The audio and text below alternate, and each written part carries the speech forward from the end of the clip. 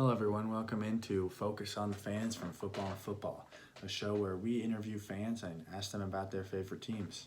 Let's get right into it.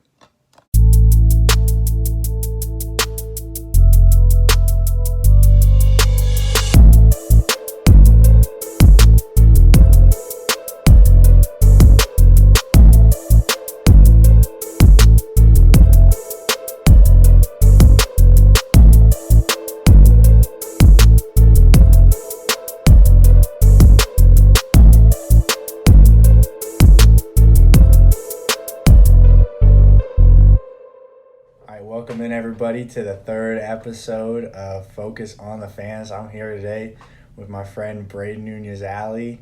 How's it going? It's going good, man. Happy to be on here. All right. So, if I'm correct, and I know it's changed a lot over the past few years, but you're a Real Madrid fan, right? Yep. So, real quick, you were a Madrid fan, I don't know, like 2 years ago, and when Ronaldo left, I think is like when you started to think about like changing teams. But after 2 years of trying out other teams, you're back with Real Madrid, yeah? Yeah. It was kind of a mix of Ronaldo leaving and kind of wanting to look more into the Premier League. But yeah, that's pretty much what happened.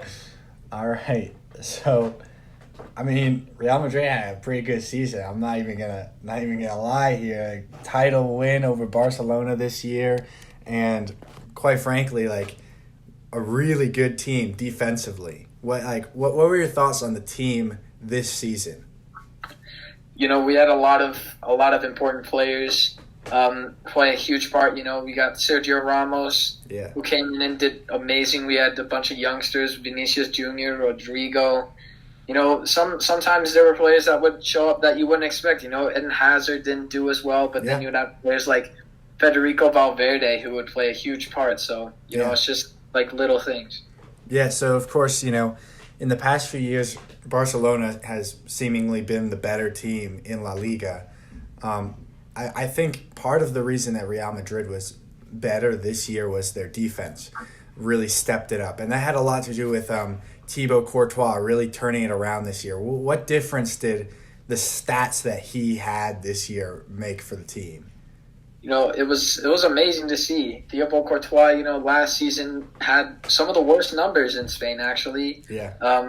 The defense really contributed this year, though. We have 3 World Cup winners in our back line: Carvajal, Varane, Sergio Ramos. We just have a lot of good things contributing to our defense, and Thibaut Courtois is one of them. So yeah, to kind of build off of Courtois, obviously,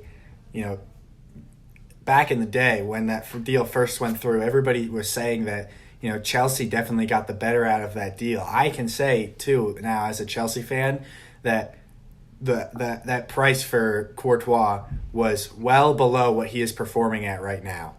On the topic of transfers, it is the summer transfer window. Do you think Real Madrid should make any moves for anybody this year, or do you think you're happy with the team they have? It's kind of looking at the bigger picture because we have a lot of academy players. We have, like I said before, Vinicius, Rodrigo, Federico Valverde, who are all under 20, at most 23 years old. Yeah. So, we have a lot of good things that look up to our future, but also in our midfield, I feel like we kind of need to make some adjustments. We have Luka Modric, who's over 30, Toni Kroos, who's over 30. And those are some really key players to the squad in general. So some changes should be made. Maybe a couple youngsters could be sought after, but for the most part, I'm pretty happy with what we're looking forward to, which is the young players that we already have. So you mentioned the older midfield with Modric and Kroos. Do you think what type of player are you looking at when you think, all right, I want to bring somebody in to replace these guys? Like, do you have any names in mind? Right off the bat, I am thinking, maybe Paul Pogba. Yeah. He's not too old. I mean, that'd be a tough asking price from United right now. Yeah, definitely. That'll maybe not this summer, but stuff happens. Yeah. We'll see. All right, take a second to focus on Barcelona real quick. Barcelona had a fall this season. They were playing well and doing well and expected to be good, but disappointing from them across the board this season. Do you think this will continue into the next season, and how much will that benefit Madrid if it does? I see it the same way as Manchester United's drop from super fame. After Sir Alex left, this kind of started going a little bit downhill, and I can kind of see this happening if Messi leaves. I see Messi as the Sir Alex Ferguson of Barcelona. We see it happen all the time with many teams, but I'll keep using Manchester United. They haven't won the Premier League since Sir Alex Ferguson, and it's quite crazy because they are the Centurions of the Premier League with the most Premier League wins by a long shot. They had really good statistics in the past. So anything can happen, but in reality, I kind of see that without Messi and without a lot of key players that are getting older, like Busquets, Piqué, they can be going downhill. And I wouldn't be surprised if they do. Another thing to build off of the comparison you made with United and Barcelona here is before Sir Alex Ferguson left, he made a lot of moves to bring in older players who he knew were not going to last a very long time at United so that he could finish off his time at United with trophies and finish off his time at United on top. Do you think that's what Barcelona could be doing right now? Messi's getting older and there's talks about him leaving. Is that why you make a move to get Pjanic and send Arthur out? Is that why you don't play Ansu Fati as much? Is that why you bring in a guy like Griezmann? Do you think they're really in a win now situation? To be honest, I don't even really know because they have two aspects of La Liga and Champions League to worry about. Yeah. And when it was, in my opinion, when the Arthur Pjanic transfer happened, Barcelona, of course, in my opinion, wasn't the best decision. No. We know Pjanic is a better player. We know that he has more experience, but in the long shot, that wasn't the best move. If they want to focus on right now, Pjanic is a good player to start with. People like Griezmann who have experience. It really depends on what Barcelona are looking at for right now. So, yeah. Yeah. So I believe going into the quarantine, the big break that we had, that Barcelona had the lead in the table. What changed when they came back that made Real Madrid the better team than Barcelona? It's a mix of a lot, throughout the season, even though Barcelona did hold first place, for the most part, it was really back and forth, Yeah.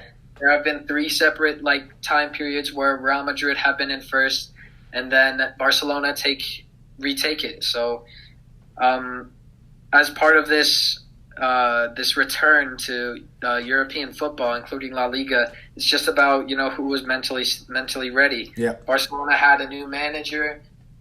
They had their players are getting older. It's just an accumulation of things, and this whole pandemic doesn't really help. And I guess Real Madrid just handle it better as an individual club and as a community. So I say to kind of build off of that with a little bit of a hockey story here, just to kind of make a comparison that the Bruins are an older team in the NHL. Average age is older, and they've got a lot of players on the verge of retirement.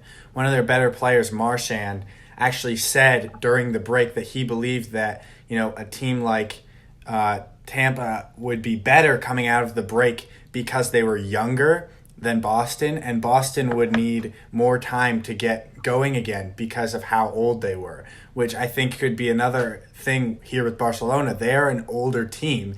They needed more time to get going. They didn't have as much time to get going. And, older players, they got the stiff legs. They didn't have time to get the cobwebs off before they started playing again. Versus Real Madrid, the young players were just busting to get back out there and ready. Kind of now to shift gears a little bit towards the Champions League.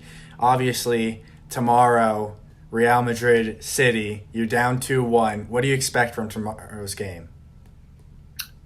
To be honest, I don't know.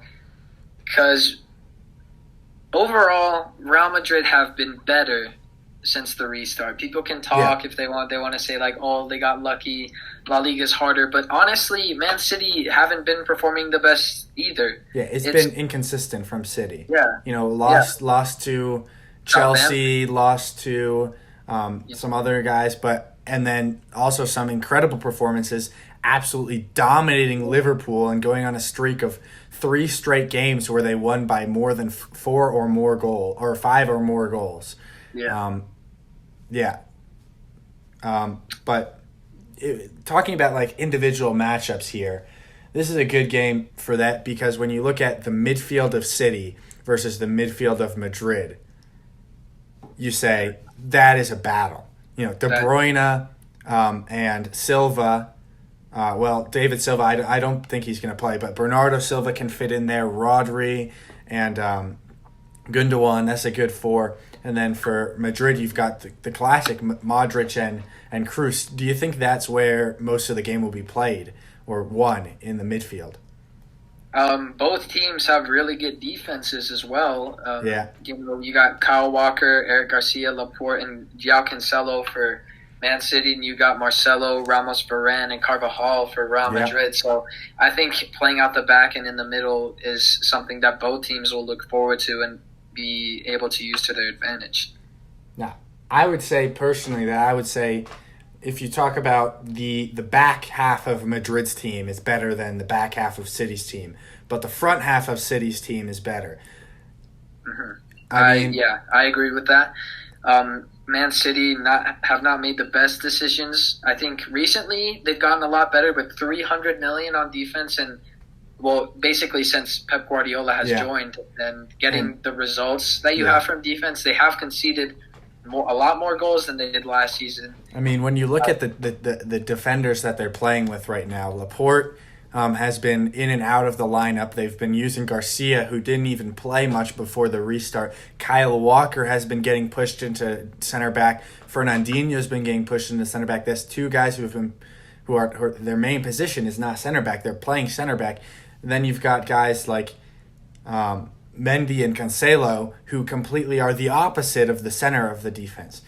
City's outside backs are incredible. Cancelo and Mendy and Walker and Zinchenko on the outside is incredible. But when you look at the interior, it's weak. And do you think a guy like Benzema, who is on fire right now, do you think he's going to be able to exploit the middle of City's defense? Oh, yeah, you never know with that guy. He's played absolutely fantastic. You just don't know what to expect, He's great, he's doing well, and I wouldn't be surprised if he performed really well against Man City. Do you have a score prediction for tomorrow? Oh, man. I honestly think it could go either way. If Man City were to take it, I wouldn't really be too surprised, and same with Real. To be honest, I see it being I don't know. For right now, with all the players that are available to both teams, I see Real Madrid taking it 2-1. 2-1. So that then puts it on aggregate as 3-3 goes to overtime. You're basically just postponing it. Do you see anybody scoring in overtime then? Who wins on penalties? I'm trying to get a prediction out of you. On penalties, it would be Real. Real Madrid have Sergio Ramos. They have Karim Benzema. Both haven't really been too bad from the penalty spot in recent years. Even though Man City have Kevin De Bruyne on penalties and stuff to come in clutch, I think that in penalties, Real Madrid would take it. But do you see it ending before penalties? I don't know, man. With the loss of David Silva, it's a tough one to predict. Yeah, with the loss of David Silva, it's kind of tough. In overtime, I feel like both teams could be really good on the attacking, so I don't really see it ending before penalties if they were to go to overtime. All right, all right. One more prediction. I'm going to get out of you here. How well do you see Madrid doing next season? Champions League wise, and in the Copa del Rey and La Liga. Like, how well do you see them performing in the coming season after this Champions League performance? La Liga is kind of like on like a weird thing. I feel like La Liga can go either way. I do see them winning it mostly because of Barcelona's state, though. Yeah. Um, with Barcelona's current state, I do see Real Madrid taking it. Maybe not on as many points, though. Yeah. I don't know. But Champions League, I see Real Madrid progressing. Last season and the season before that, taking stupid losses to like CSKA Moscow and Club Brugge. Yeah. It's kind of silly, but I think that they'll progress at least in the Champions League and La Liga. I think they can take it home again with the state of their rivals. So we'll see. All right, man. Thanks for doing this. Always good to talk soccer with you, man. This has been the Football and Football YouTube channel, and thanks everyone.